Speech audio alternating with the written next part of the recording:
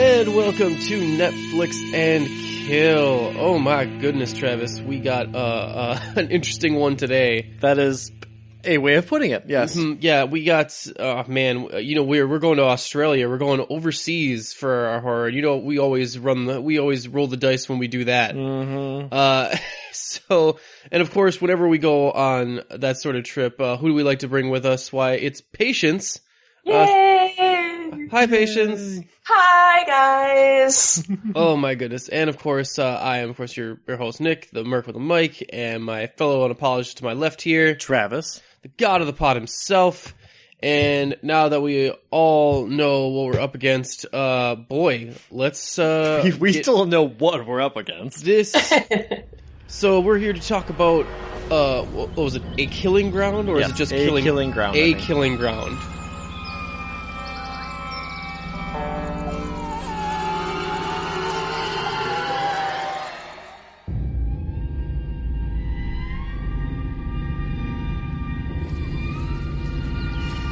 It's beautiful. Pretty much how I remember it, except for the tent. There's plenty of room. We can set up over here. Who's that, Ollie? Hey. Oh. Who do you think they are? No idea. I'm sure they'll turn up soon enough. Sure you don't want to come? No, thanks.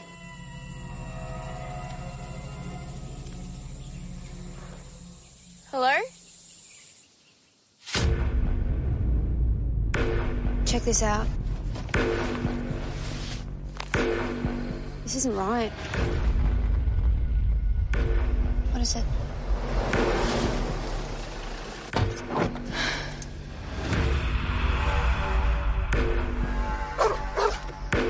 Car trouble. Did I scare you? Are you a ranger? I'm a hunter.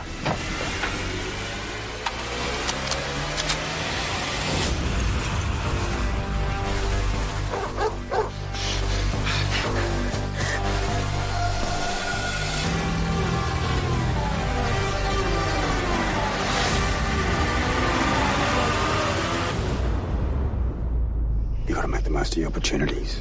I don't think it is in there or not, but it's a very specific, not just the killing ground, a killing ground, like a generic killing ground.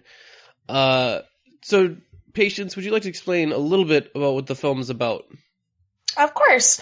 So we have our main characters are Ian and Sam, and they are taking a romantic trip to the Outback for New Year's Eve. They're going to go camping on this like remote beach. Me and camping. Seriously, guys, I need to stop this already. Okay, it's not even just you and camping, because when Nick and I first saw it, it's like, are they on their engagement honeymoon or something like that? What's going on here? And then and then they're like, you want to get married? We're like, there it is. Motherfucker. There's Patience.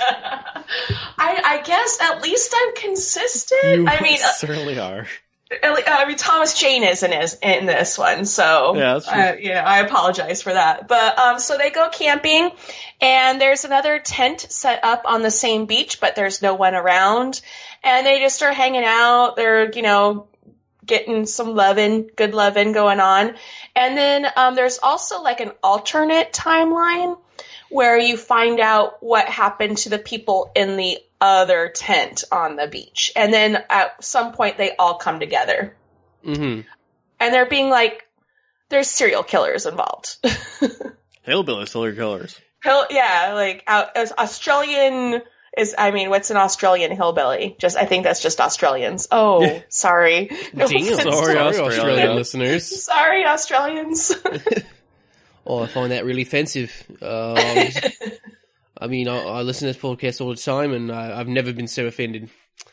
So yeah, that's basically the gist of it. She forgot the baby involved.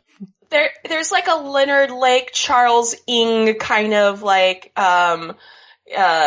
two guys who are like obviously not good people, and they are both involved in the demise of some people. I don't want to give too much away yet. Yeah.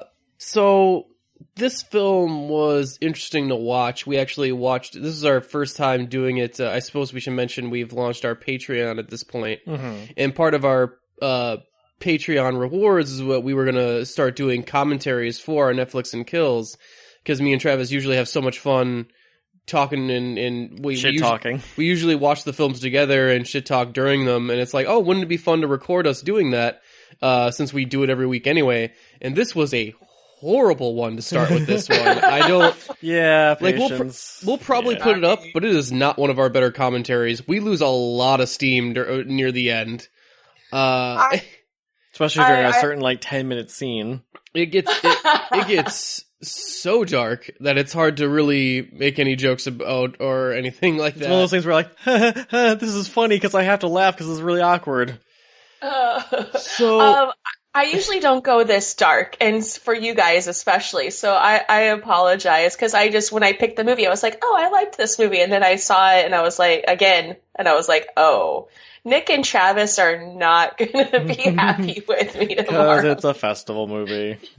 Yeah, so I'm not really a big fan of the going super dark with my films to begin with, plus I don't really like this film at all. On almost any level.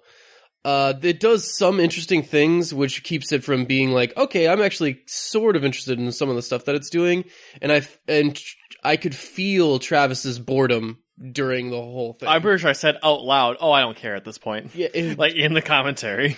Travis has correct me if I'm wrong, Travis, but I'm going to try and see what my theory is correct here. I feel like Travis has a very specific time limit where he'll go with a film, and then if you haven't impressed him by then, it's very hard to win him back. Well, this movie wasn't doing much for me to begin with. The beginning, there was too many groups of people where I'm like, I don't know how any of you are involved with each other. Oh, wait, now I do, and I just don't care.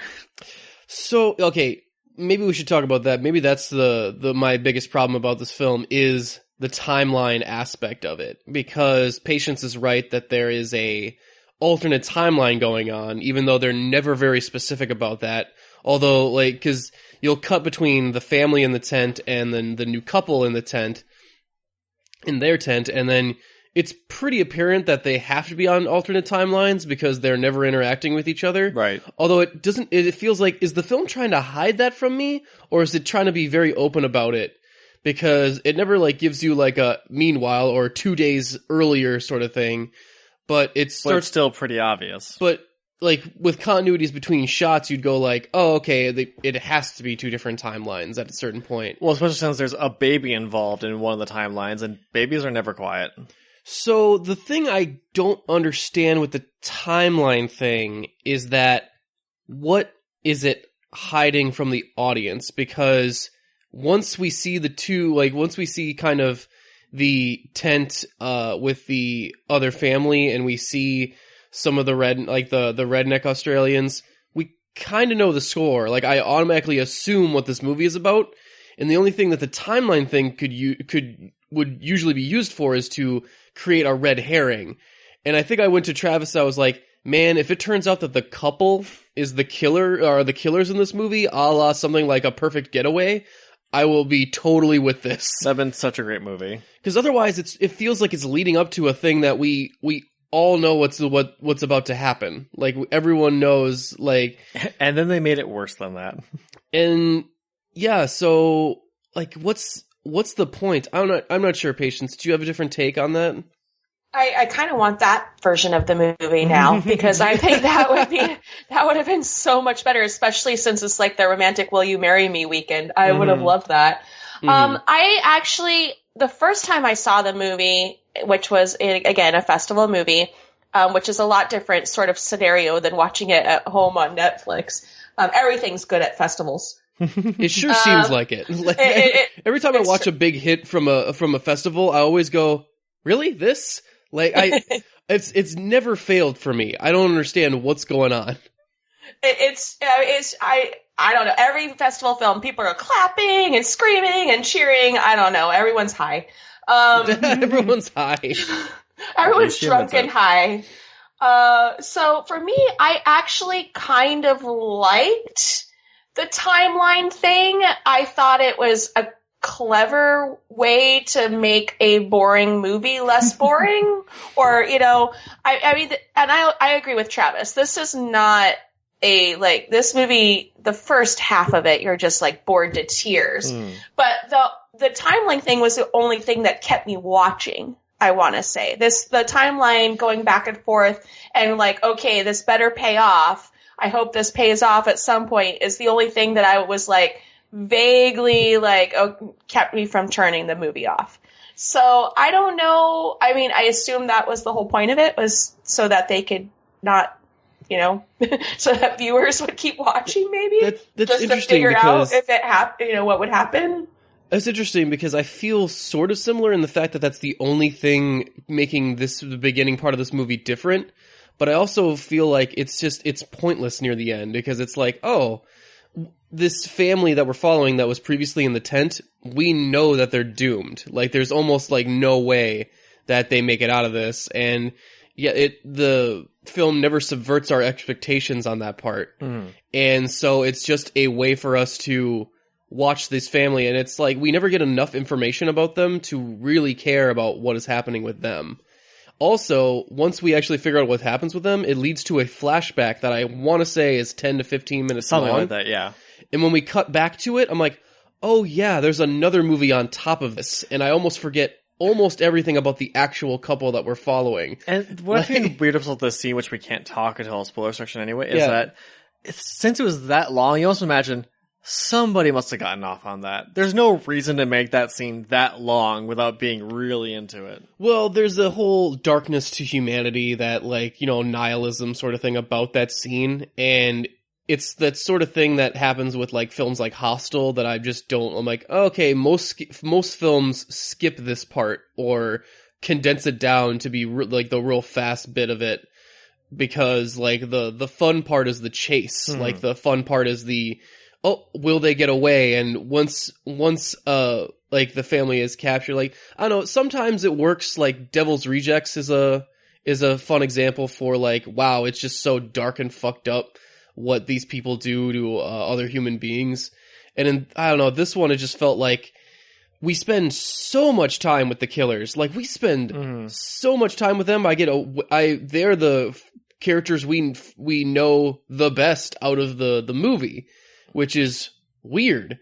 I get a real sense of, what are their names? Chook, and German, I think. Who is nicknamed Germ. And they're like, ugh, you guys are even gross sounding names. And a dog, which is completely irrelevant to the story. Wow, I thought that dog would have been more helpful to them, like at some point, but yeah, that dog really didn't help them out whatsoever. No. Like, what a useless killer dog. Yeah, I mean, at one point the dog like gets distracted by a wild boar and just like takes off instead of like hunting like he's supposed to. Well, that is what he's supposed to do. He was a dog made for hunting pigs. I think that he was just confused. Like, you go get him, and it's like, oh, okay, I'm gonna go get like pigs and stuff. Like that's my job. I would assume that that's what he was trained for. I don't know. I think actually the most fascinating part about this movie was the baby. That indestructible baby. Yes, that indestructible baby. That baby. I swear to God, that baby will be in the Avengers at some point. Like, I thought Nick Fury was going to show up at the end and recruit him. Like this. I spent the good first half of the movie being like, nope, sorry, baby's the killer here. That baby is the killer. I mean, which made the movie way more fun than I was having otherwise. Man, that would have been another great twist on it. That's one of the shots I actually really like in the movie. There's this shot with Sam. Where she's walking towards the car, and we see the baby come out of nowhere in the background trying to follow her, and it's this big one shot of like the baby trying to catch up with her and falling down. It's kind of hilarious. It's funny but yet disturbing, and I was like, oh, okay, that's a pretty good shot. So it's not like this film is devoid of anything interesting going on visually or cinematography wise. I just feel like it takes so long to get where it's going. And they even try to hide, are the crazy rednecks murderers or not? You don't know. I'm like, Yeah, I do. Well, It's really obvious. there was never a point where I doubted that they were. Like Right, but the movie does try to hide it a bit where they're like, oh, what do you have on your phone? Why are you taking these pictures? I'm not going to tell you what the pictures are. I'm like, the pictures are people he murdered and raped. We get it. Thank you. yeah, Maybe even in that order. I don't know. Every time we assume something in the film, our first assumption is the correct assumption. Yeah. Like, there's never any point where the film surprises, at least me, until the third act. There's some interesting stuff going on in the third act that I was like, oh, here's some stuff that never happens in some horror films. Sure. Including motivations for some of our heroes and some things that happen with our villains. Like, there's like, I'm like, oh shit, here's some interesting choices. And I feel like I was a little more into it, and then by that point, Travis was like, I don't care what this film does at this point, because it had bored him to such Well, when they went tears. to a little bit of action, I was like, okay, this is actually kind of a neat Oh, scene. were you more into it? It was a good scene enough that I was like, okay. Sure.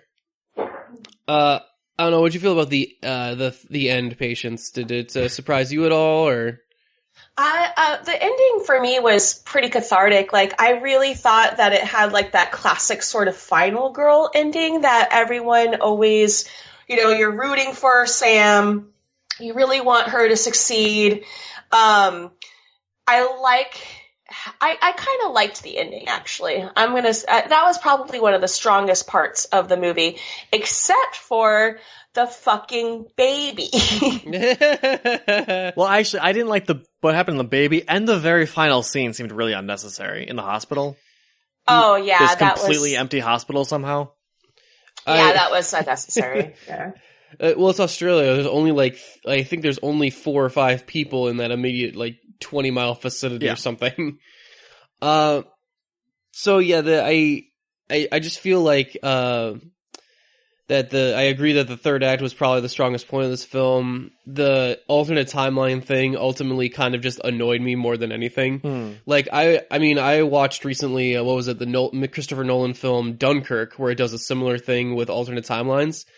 And I find that jarring. And even that film made it have a purpose. And there was oh, there's a payoff for this at the end that I guess. Okay. But I still am yeah, but I'm still very jarred at the jumping to different timelines without any fade away or any kind of notion that we are doing so. And if Nolan can't do it without annoying me, I don't think another director is. And yeah, it felt like there's no purpose for this other than the beginning of our film isn't very interesting and isn't very different than any other horror film opening. We got to figure out a way to spice it up. Yeah. There are some other scenes that I like, though. I mean, I actually kind of like our couple, more so than some of our previous Patience couples, which is what I will call them now. When they actually do get it, talk about their engagement, it's actually a cute scene, of where, they're just putting up the tent or whatever, and it's, you get the feeling that the girl, what's her name? Sam is thinking about she sees the tent and she's thinking about family, and she's just kind of out of nowhere while they're having fun hey, do you want to get married? And then she's like, oh geez, that came out of nowhere. That was just and then he's like, you know what, yeah, let's do it. And it's kind of an interesting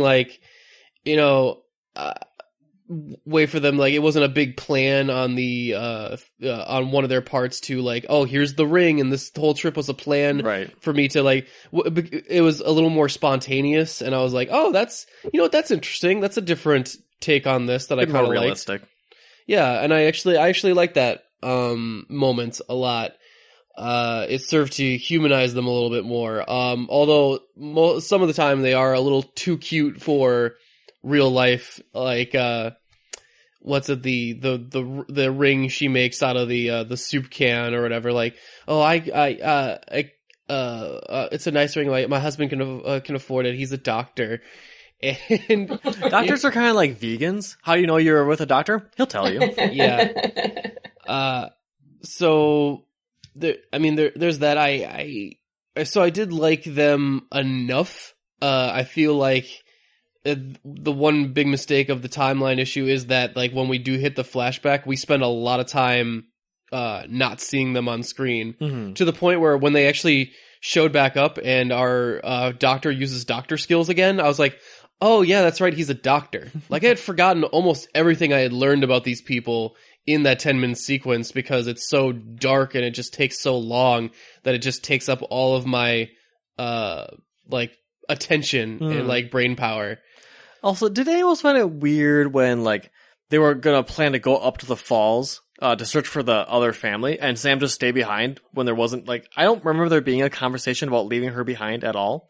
Well, I guess they just assumed she'd stay behind with the baby and just look after the baby. It's just weird because it like as far as I remember, it wasn't converse at all. It was just like, oh, and just honk the horn if you need us to come running.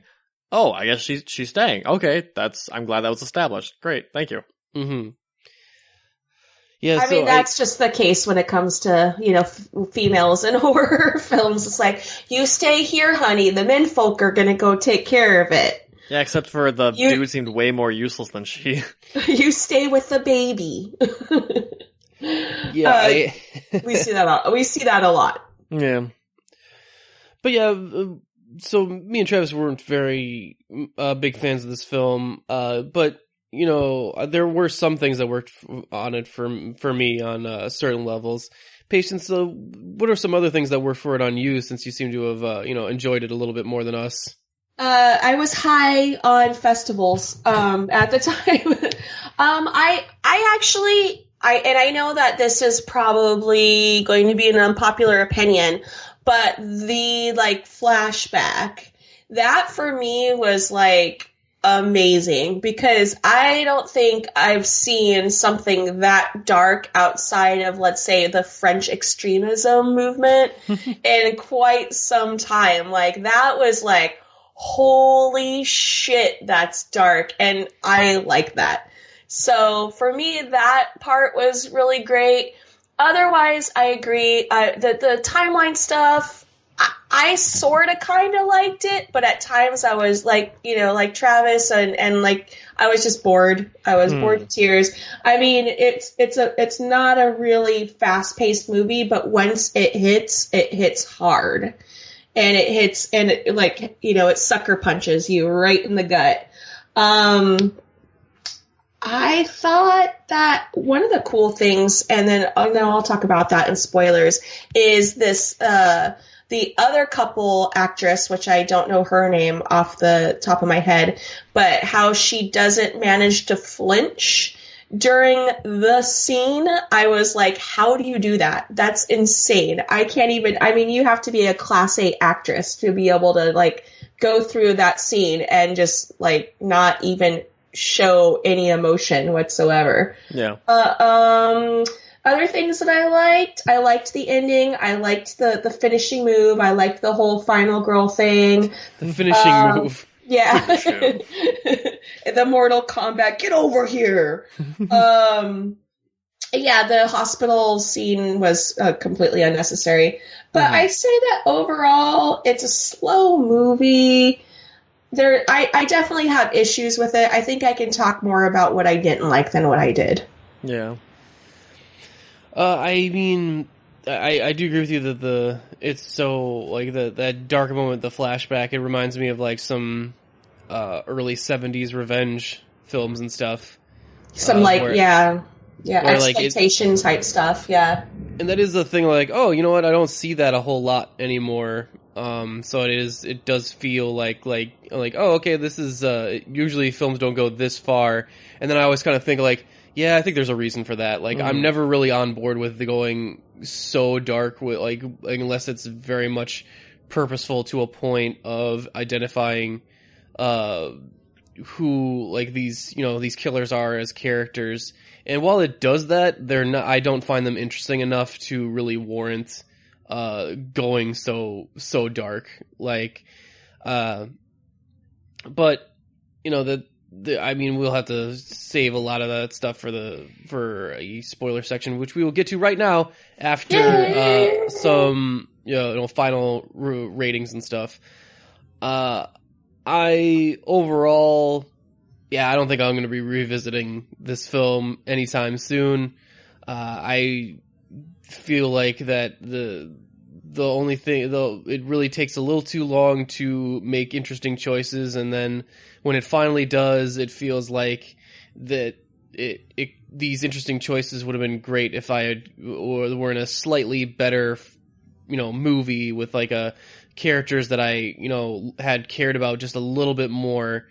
And to be honest, I would have just excised out the whole beginning timeline thing. I would have X'd out the, what do you call them, the family. I would have X'd out all of their scenes except for the flashback. Like I would have kept the flashback, but I would have allowed for more mystery with the what do you call them, the Chuk and German.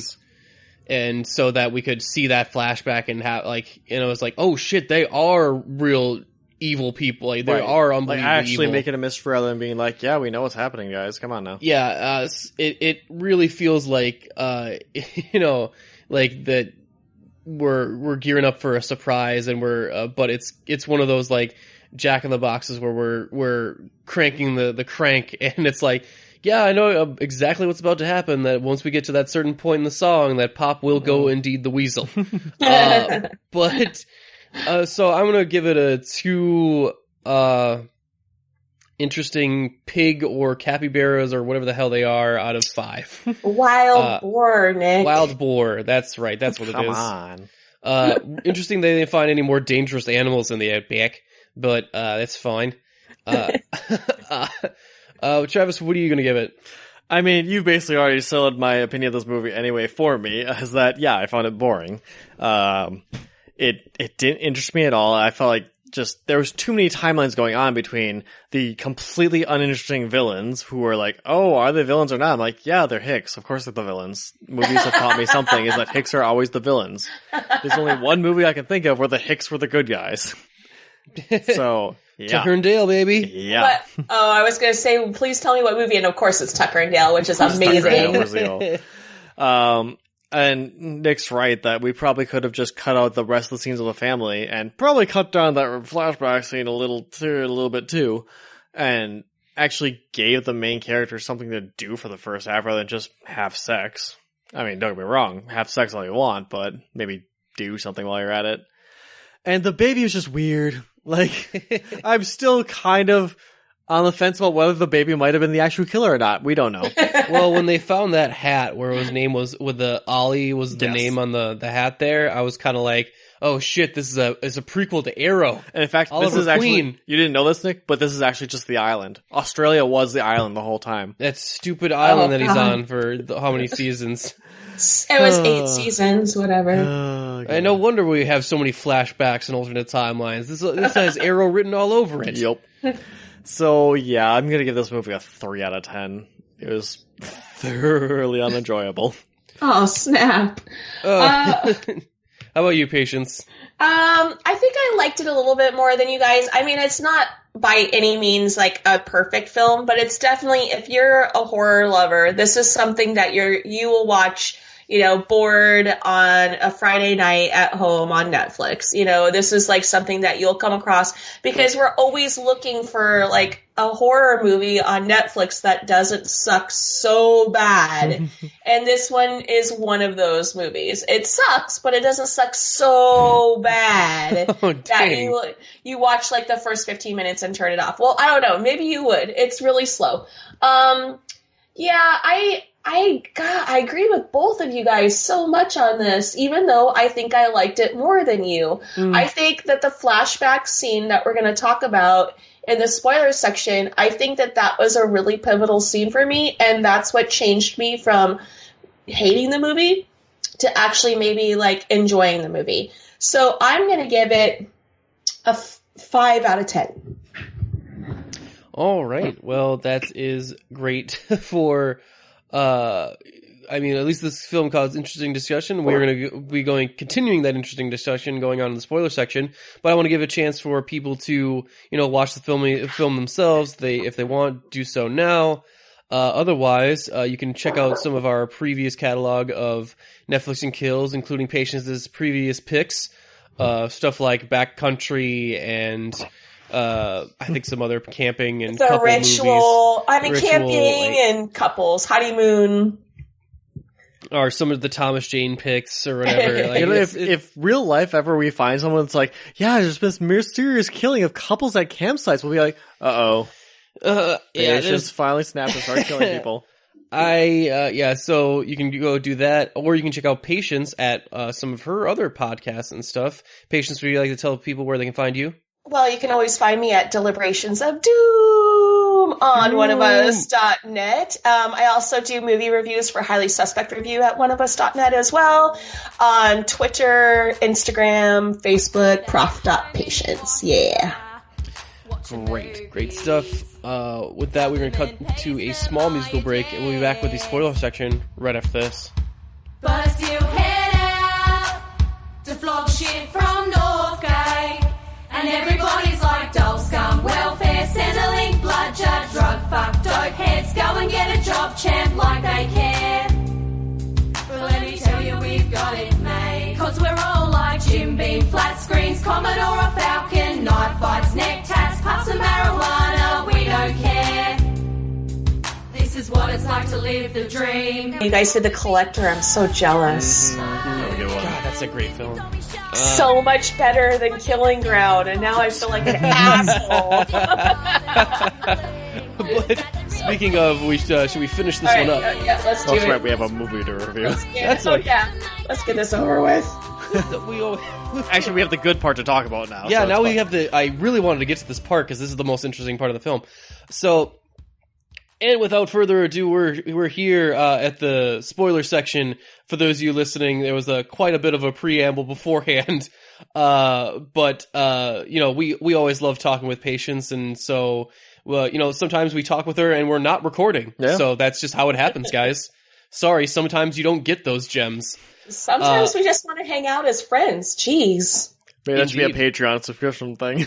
Just Hear one of us ramble. do you want to hear us bitch about Devilman Crybaby or some other weird horror anime off mic when we didn't realize we were recording? Patreon exclusive. Wow, I can see all the subscribers like, that's exactly what I want. I mean, you'd be surprised. It's just this random stuff. But no, I mean, they no. already listened to us talk anyway. Hey, that's fair. That's a fair accusation you've just laid. But no, we're talking about A Killing Ground, and we're going into the spoilers section now. So let's talk about this flashback. So we finally get the culmination of the timelines intersecting here, and it leads with Chuk leading our main antagonist, Dave. The doctor. The doctor, Dr. Dave, is that his name? He leads him to where the other family ended up, which It's is Ian, by the way. Ian. All right, so I was not even Not close. even remotely close. There's no one even named Dave in the cast Dave, Ian, same difference. Ian is following this guy who we all are like, why are you following this guy? It seems like a bad idea, and follows him to the scene of the crime, which we realize is a rape murder scene. Or murder rape, depends on which way he went. Well, we finally get the full flashback in which they come upon the teenage girl just sleeping in the car with her headphones on.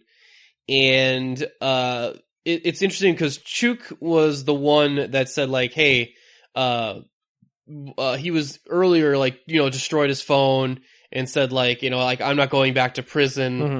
Mm-hmm. You got to be more careful. Yeah, that was Germ. Germ, that's right. And Chuk was like, he seemed more the loose cannon out of the two. Right. And Germ is the one that suggests, like, oh, no time like the present. Like, hey, I thought you wanted to plan this out better. And he's like, hey, you got to take your opportunities where you can find them. So for me, it was interesting because it felt like Germ was taking Chuk under his wing and kind of teaching him the ropes of, like, serial killing almost. And raping. Yeah. I kind of was the impression that Chuk was the one that wanted to rape people, and Germ was the one that wanted to kill people. Yeah, and because Chuk, like, as he was, when we find later in the scene after we cut past the raping part of it, which is a good point to cut past. They end up trying to shoot cans off of their head, and like there's like this just really dark, fucked up scene in which it seems like Chuck has to work his way up to killing these guys. Yeah. But then once it actually happens, he gets all excited. He gets like, there's like a flip switched. So this scene is, I mean, on one level, it's the hardest scene in the movie to watch. On the other hand, it does remind me of like, this is a pivotal scene, like, what do you call it? I Spit on Your Grave, in which like, okay, well, we have to justify, for that film, we have to justify what this girl is about to do to them. So we have to have like the most horrible thing ever happen to her. And it kind of reminded me of like the dark, really just fucked up, you know, like the most vile level of humanity. Patience, you seem to be, you know, this was like basically the selling point. This was the selling point of the film for you. Why don't you tell us what you thought was so pivotal and important about it? Well, I actually would agree with you 100%. Psychologically speaking, I mean, Chuck, he's like the immature, he gets off on peeing on things, you know, like, yeah, he's like, look at me, I'm peeing on this car, look at how badass I am, and you're just like, really? Like, that's your He big... also spent like 10 minutes barking at the girl in the car. Mm-hmm. Yeah, exactly. And then Germ is the more like ex-con, you know, he's the one that's definitely in control. So I feel like Chuck doesn't really have a lot of follow through in the movie. He just wants to like bully people and then maybe rape Patience. people. Are you insulting his penis right now? Are you insulting Chuck's penis? Maybe. I'll follow through, bro. It's possible. Micropeen. He just wants to bully and rape, but German that's the one that's like the one that you want to be afraid of, because he wants to torture and kill people. And then there's even the beginning of the big, you know, the big scene. It's really German that takes the lead. And Chuck is like, he doesn't look like he wants to do it. He doesn't want to actually kill anyone. So it's really kind of cool. And this is like the big thing is that they place they're like the husband and wife are like tied to the trees. They're still alive. They're duct taped and they put cans on their heads and they do target practice. And some targets are not better than others, and then they just straight up like, oh, fuck this bitch, because she's like won't stop moving, and so the can keeps falling, so they just straight up and shoot her. And then German is like, oh, well, let's kill the teenage girl that's half naked and passed out from being raped 8 times or however many times. It's a difficult scene to watch in any shape or form. As a horror movie lover, that's the only payoff that you get in this whole entire movie. And that makes it really awful. I feel awful saying that out loud. Like, you gotta give kudos to the girl, too, because as soon as Chuck shows up, she's like, get the fuck away from the car. And when he doesn't, she immediately slams on the horn. Yeah. There are some, you know, there's some smart decisions going on there. Actually, you know what? The family, they pretty much make almost all decisions that make sense, because the parents, their lizard brain activates once they think their kid's in danger. They run to see what's happening. And that, of course, gets the dad shot, because he just comes up on the scene and is like, oh shit, and then basically gets immediately shot. Yeah. So there's, I mean, and then the mom, hides the fucking baby. Hides the baby first and then goes after her and full body tackles, like doesn't even think about it, just full body tackles the guys that have the daughter. And then the daughter, to her credit, like, she tries to run away, and they threaten her dad. Yeah. And at that point, it's like, ah, shit, you can't really, like, I mean, you could go all day, like, what I would have done in that situation or whatever, but, like, it's really hard to, you know, tell someone, like, hey, leave someone you loved behind to be murdered by these people to save yourself. We, as an audience, already know they're going to kill and rape them. Yeah. Yeah. Plus, like, yeah, we've already known that these people have been fucking dead for, like, a long time. But they don't know that. So it's really, in this point, it actually is hard to fault the characters. Like, no, you were in a shit situation. Which is, I think I find interesting is that this family, I almost know nothing about them, even though we spent a lot of time with them and the other couple in the flashbacks. And the only thing, normally though, that scene where they play target practice with them and stuff like that would be a scene that I just man, I'm really not into this. Could we move past this? But Patience is right, is really where things start to finally start to happen in this film. We're like, okay, this is actually starting to explain some of the psychology between Chuk and Germ. And there's at least stuff is going on, and I'm learning something about these characters. I feel weird that the characters that we learn the most about are these killers, and I learn more about them than I pretty much ever want to know about them. Also, there was gay tension there, right? I thought for sure, they are so aggressive when they're yelling at each other and they're so in each other's faces. I was like, they're in each other's personal spaces so much, and I was like, are they gonna kiss? No, not joking wise, but for real, are they lovers or whatever? Is that they why also they don't ever explain their relationship anyway. They're living together and just why are you two together? But there's that scene in the bathroom where they're so close to each other. I just thought I feel like they could kiss at any moment. There's just this weird body language going on with them. I don't know, Patience, did you get that at all? Or was... No, I got more of that symbiotic, Leonard Lake, Charles Ng, who are two real life serial killers, I believe from Washington State, where one was the super aggressive alpha male, and the other one was the passive, okay, whatever you say, whatever you want to do, and they wanted to capture women and make them sex slaves. I feel like it was more of that kind of relationship than a closeted homosexual relationship. But that's just because I'm really super into serial killers. Surprise. Sure. Surprise. Shocking. So yeah, I mean, the point where where Chuk gets frustrated, where the can keeps falling off and he just shoots the dude in the head. I was just like, man, this is a dark scene, but that was, it led up to his frustration of the can, and it actually made a lot of sense to where his character had to kind of work up to it. It was definitely the darkest part of the movie, but I feel like it was also the best part of the movie.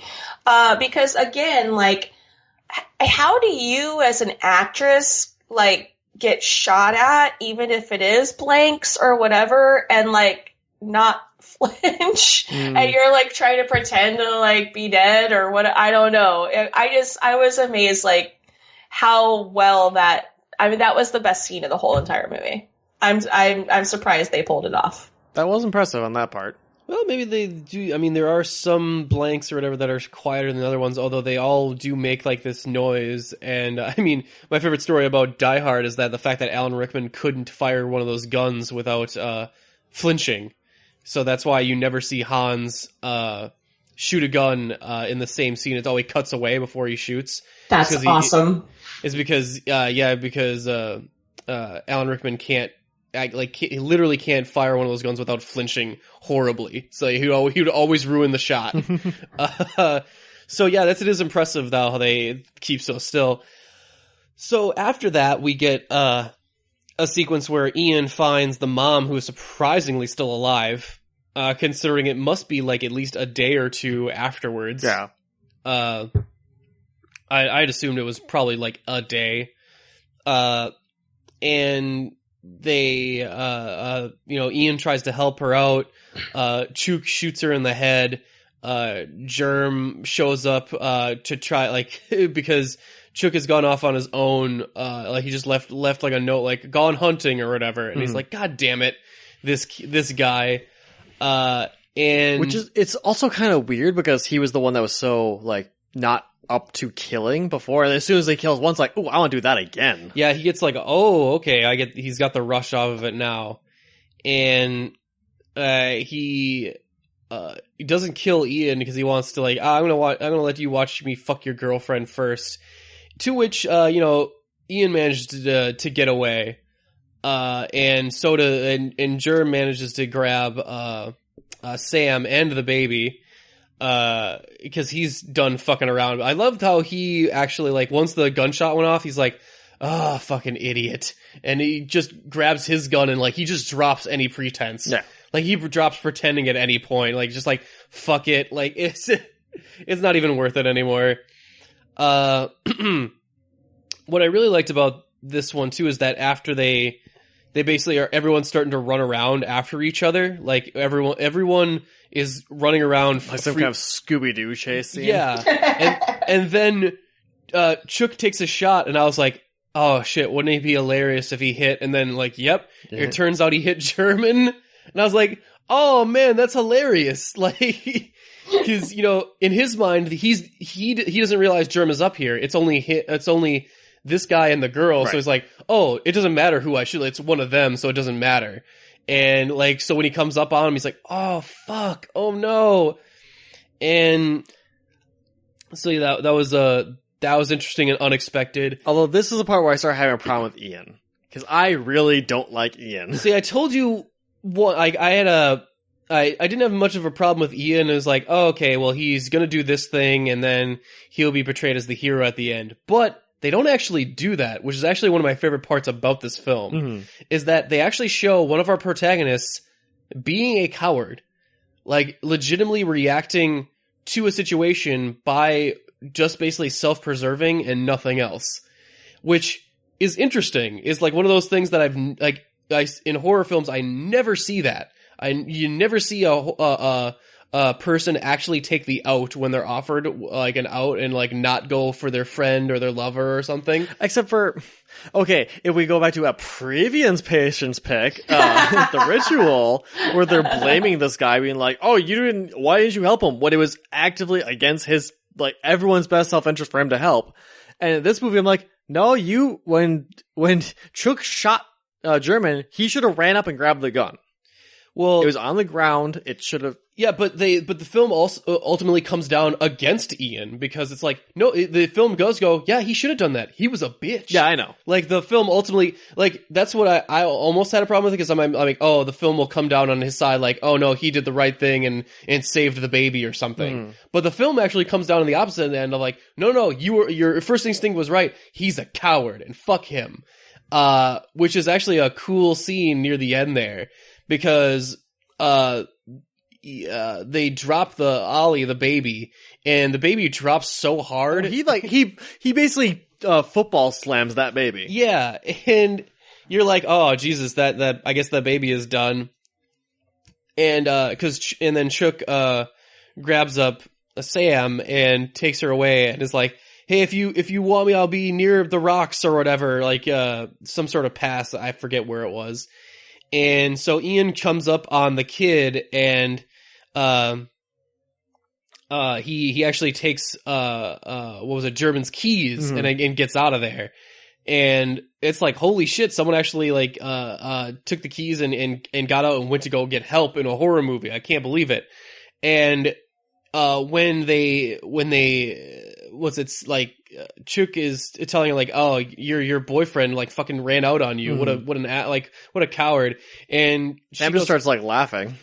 And Sam's just like, oh, he saved the kid, because they walk by the point where the kid fell down and there's no kid there. And it's like, oh, he saved the kid. He went out and saved her. And, like, she immediately assumes, kind of like the audience, like he had more noble intentions than he did. Because later, when when they come back to try and rescue Sam, it's revealed that I love the fact what does she ask him, like, hey, so where's Ollie? Like, what happened with Ollie? And he's just like, with what? Who? Like, what are you talking about?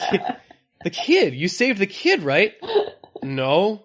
And it slowly dawns on her, like, oh, you motherfucker. You abandoned me for nothing. You son of a bitch. And we get a shot of the kid, I guess, just hanging out. I guess he just must have rolled away or crawled away somewhere else. That fucking baby is indestructible. Yeah, and so, like, this kid is already partially dehydrated. He's just like, nah, I got up and walked away after being football slammed. Well, I thought, like, a pig got him, like the pig had just eaten the body or something. But they show the baby later, And I was like, oh, okay, so he is alive and up and around. Well, at that point, he was being guarded by the damn dog, who is a terrible dog. Yeah, like the dog who has done nothing to help out the killers in this film. And yeah, they Ian goes to get the police officers. The constable. They send 2 cops, which is interesting. Like, I thought there was at least a couple cops in the back car there. Mm-hmm. But, like, no, they send 2 cops that immediately get killed. And basically you hear dispatch, like, the whole rest of the movie going, like, hey, you guys there? You're there yet? Come on, answer me. Well, we did skip over the point where Sam just crashed the car anyway. Yeah. And just crashed it. And she wakes up later tied to the steering wheel. And then she actually manages to slip her bonds, but he threatens Ian in order for her to, like, give yourself up and come drive me out of here, otherwise your boyfriend's gonna get it. And at this point, she thought that he still had saved the kid, so it was like, I'm wondering if she would have done the same decision if she had known that he abandoned her. That's a good question, actually. I would have really liked to see that. Like, no, fuck him. And then of course that gets revealed, and then they're driving, and I love that, like, he's like, I'm Sam, I'm so sorry, and they almost have like this couple argument while a killer is in the back seat, and he's going, hey, slow down. Hey, slow down. You're driving angry right now. Don't drive angry. Slow down. Well, also because, like, his leg is really fucked up and she keeps hitting hard gravel. Yeah. So Chuck's like, no, slow down. This is injuring me. Yeah. And they're bouncing the car, and she's like, you know what? Fuck both of you. Just fuck all this shit. She just flips the car, and I'm kind of like, yeah, I was really on Sam's side throughout the later end of this film. I thought Sam was fun, although she is like she was in 2 accidents already. Like, how she's gonna really have to worry about whiplash and a concussion. Mm-hmm. Also, where she finally takes out Chuck is pretty cool, because Chuck gets out of the car crash, the flipped car, and tries to go for his gun. She jumps after him, lands on top of him, and, like, there's a small shot where, like, it shows her arm going over his arm, like, as she is on top of him, almost like a reverse violation sort of thing, which I thought was like, oh, that was a quick, neat shock to show that the power dynamic has shifted to where she is now the one that has, like, the power. And so I thought that was an interesting way to show that. And then bashes his head into the rock. Yep. Repeatedly. Which is pretty powerful. Like, yep. And yeah, they wake up in a hospital with, like, no nurses in it, which is kind of weird. Yeah. And they have that final scene of just her staring at Ian, which I was kind of like, I'm like, man, is she gonna kill him or something? Like, I had the weird feeling. It did feel like that. Like, I was like, but no, it cuts to black there, which is interesting because they never show if the baby gets rescued or if the baby just... The baby is now riding through the wilderness on that dog, and it will become a sort of Tarzan. I assume it'll spend years planning its revenge for the people who have abandoned it.